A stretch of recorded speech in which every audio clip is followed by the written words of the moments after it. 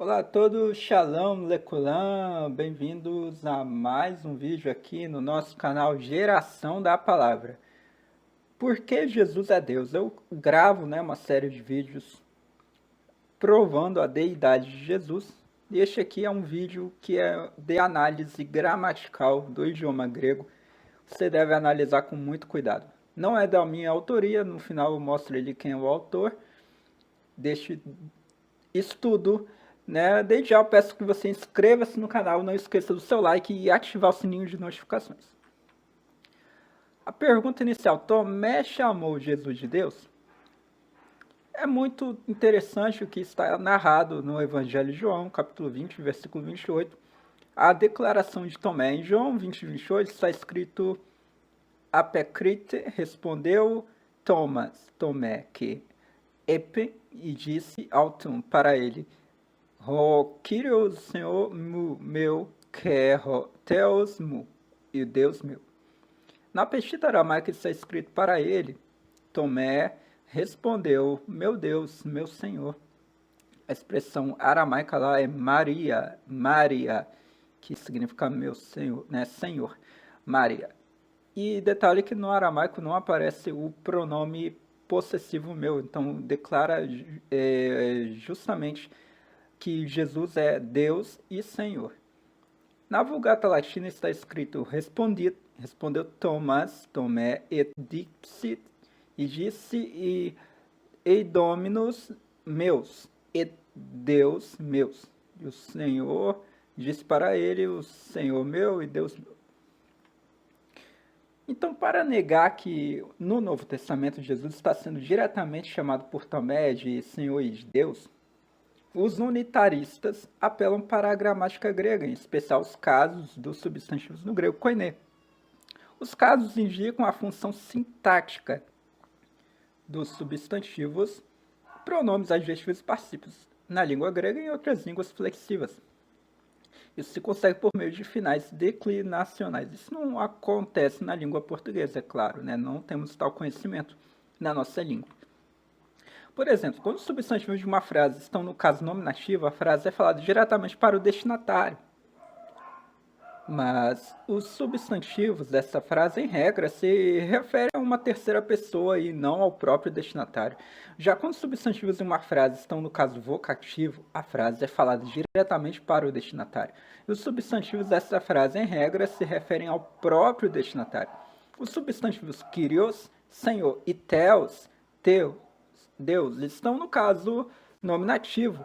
Já os mesmos substantivos no caso vocativo se referem a Kyrie, Senhor, e Te, Deus. Não vamos falar aqui dos outros casos, genitivo, dativo e acusativo, dentro dos sistema de 5 casos, pois para o assunto tratado só nos interessam os casos nominativo e vocativo. Sabemos muito bem que a conversa entre Tomé e Jesus aconteceu em aramaico, e a influência semita no grego do Novo Testamento dependia muito do domínio da língua grega que cada amanuense tinha. O assunto que vamos falar é um pouco desconhecido daquele que só conhece o idioma pátrio, pois essas declinações nos substantivos para indicar os casos ocorrem somente no grego e não no português. A razão do argumento unitarista é a seguinte: no Evangelho de João, Jesus, Yeshua, é chamado de Senhor Kyrie, no caso vocativo, todas as vezes que alguém fala com ele, e se referindo a ele, isto é, o chamado de Senhor, chamando-o de Senhor. Os casos são esses aí que aparecem para você, A mulher samaritana dirigiu-se a Jesus por Senhor Kyrie, a mesma mulher dirigiu-se a Jesus por Senhor Kyrie, a mesma mulher dirigiu a Jesus por Senhor Kyrie, e aí sucessivamente, como você pode ver aí na tela. Se quiser, dê um pause para analisar com cuidado cada vez que ocorre Kyrie. Ok. Após a ressurreição de Jesus, Maria dirigindo-se a Jesus por Senhor, e também Tomé dirigindo-se a Jesus por Senhor Kyrios, e Deus Theos. Pedro dirigindo a Jesus por Senhor Kyrie, Pedro dirigindo a Jesus também Kyrie em outros momentos aqui.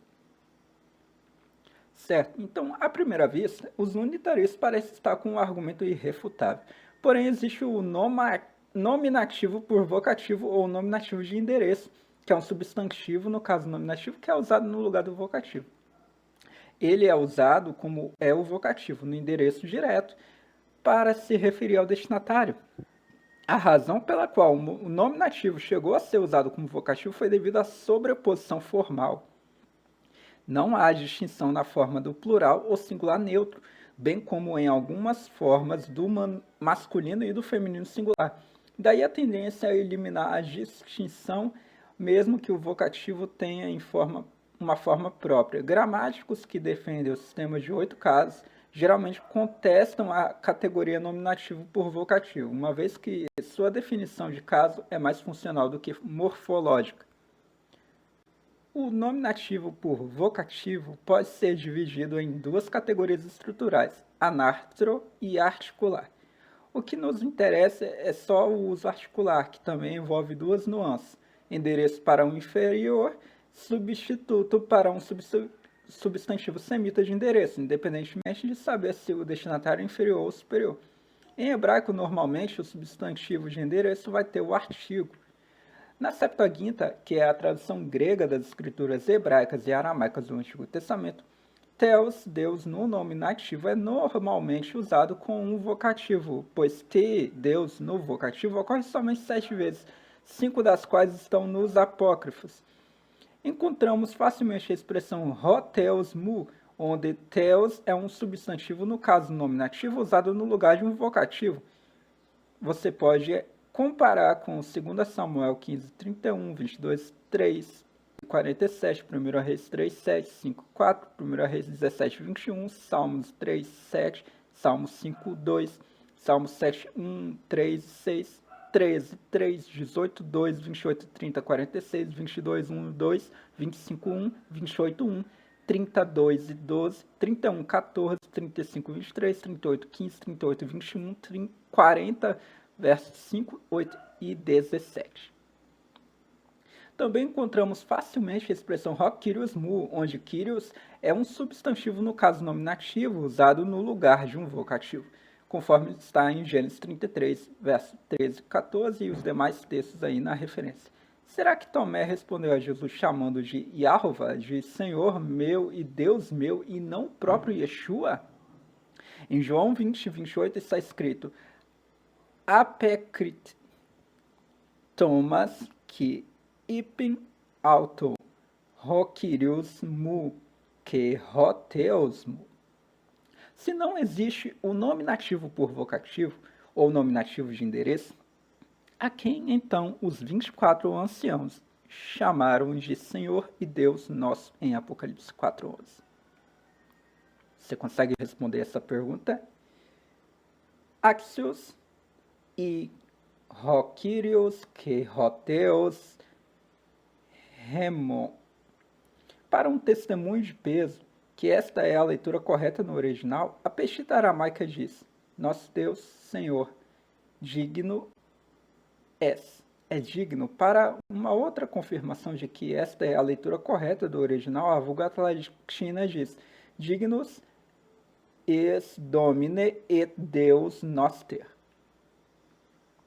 A própria Bíblia dos unitaristas, a Revised English Version, traduz You are worth, O Lord and our God. Tu és digno, nosso Senhor e nosso Deus. A própria tradução do Novo Mundo das Testemunhas de Jeová diz: Digno és, Jeová, sim, nosso Deus.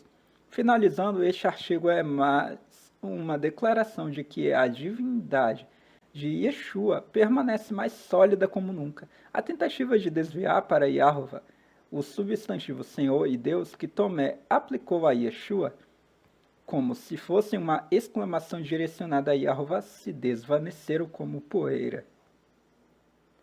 O Evangelho de Yohanan começa com uma declaração da divindade de Yeshua e termina com uma declaração da divindade de Yeshua.